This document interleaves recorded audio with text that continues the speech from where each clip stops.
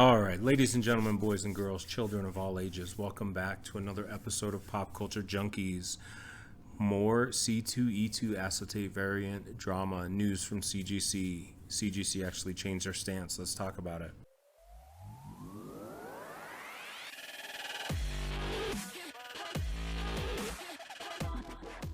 So for those of you who've been keeping up with the news on the acetate covers, seems like this story never ends. There's always something else popping up with it. In this case, it's kind of a good update. I'll just kind of cut to the chase there.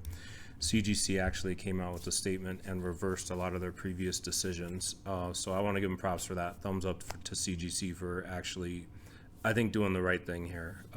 Adding something to a book is just, it's an unprecedented change in what's acceptable. So to get to the official statement from CGC Mike, we appreciate everyone being patient with our follow-up regarding the Clayton Crane acetate covers.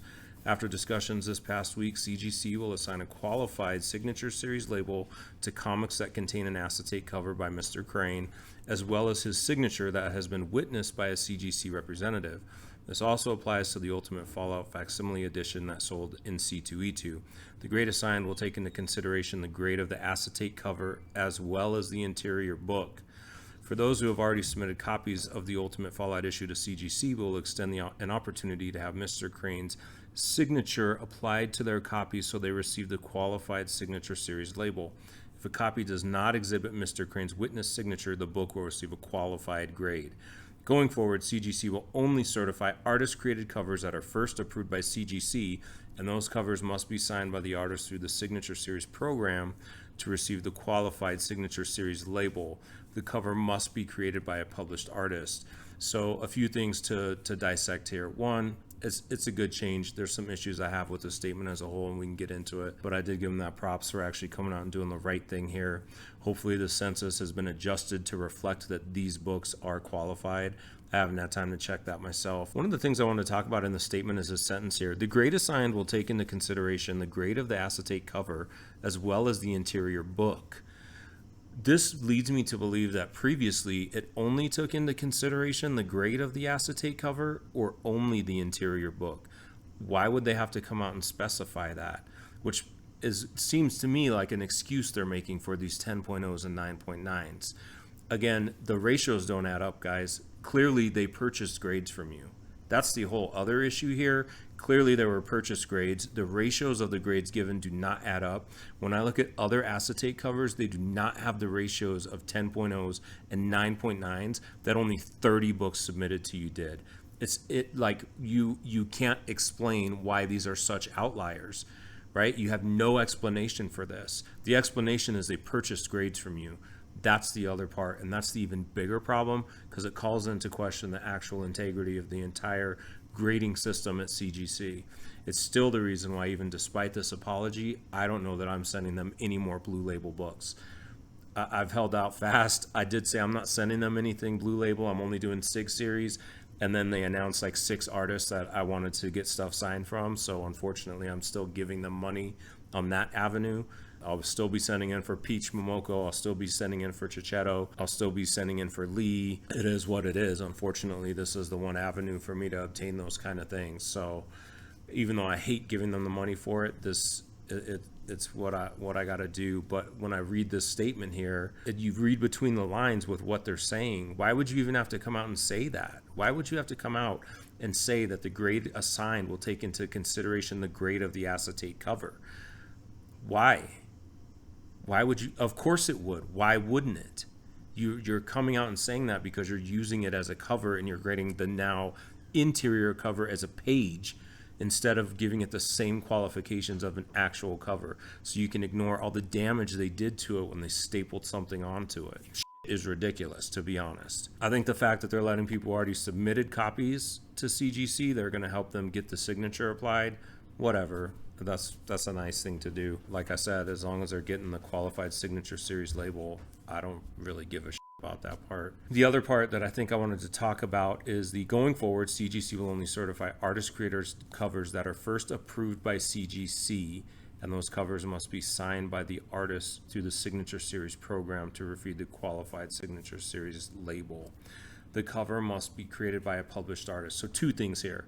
What's a published artist? what constitutes that. Does someone just publishing an independent comic suddenly become a published artist? Because in that case, it could be almost anyone, right? Which I like, whatever, it's fine. There's a billion people doing covers and sketches at cons, bunch of local indie people, right? I got a stack of books over here myself from a bunch of local Colorado artists. If I was able to get those as signature series books from now on, that'd be great. This published artist, who's making that designation? What does that mean? Does it only mean published by the big two? Does it only mean published by, the major four? What does that mean? That hasn't really been clarified, and that really, I think they need to really come out and say what a published artist is. It leaves the door open for them to just pick and choose who can do it, versus setting a set criteria for what they will consider that, and that's what they should do there. The other issue I have with the statement here, going forward, CGC will only certify artist-created covers that are first approved by CGC.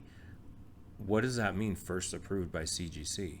You should just be approving covers that are the actual covers on the book as they were published. That should be the only criteria. Nothing else should be first approved by CGC. CGC shouldn't be approving anything. What should be approved is what was actually published and put out as a product, and that should be what declares what the cover is.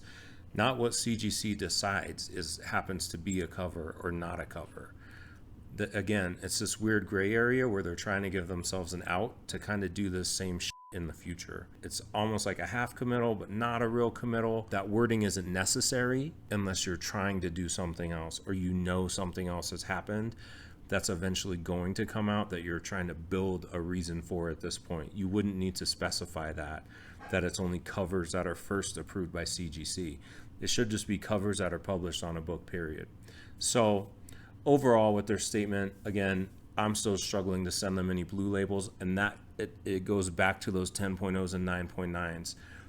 I'm not buying that shit. I'm not buying it. Those books were not 9.9s and 10.0s. You let people purchase grades from you. That's the portion. And now you can't come out and say that, because it will call into question all of your integrity. So you're going to try to pretend to stand by it.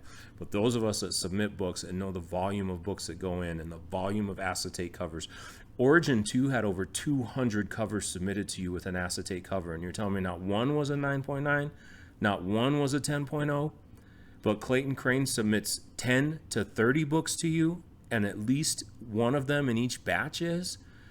The math isn't in there, CGC. Like, it's not there. So anyhow, this is my update to CGC's response to Acetate Gate. Hope you guys enjoyed this content. Remember to hit that like and subscribe. Remember to make your subscription public so that you can be entered into our Jim Lee signed X-Men #1 D Gatefold cover giveaway. Thanks for watching, guys, and I'll see you on the flip side.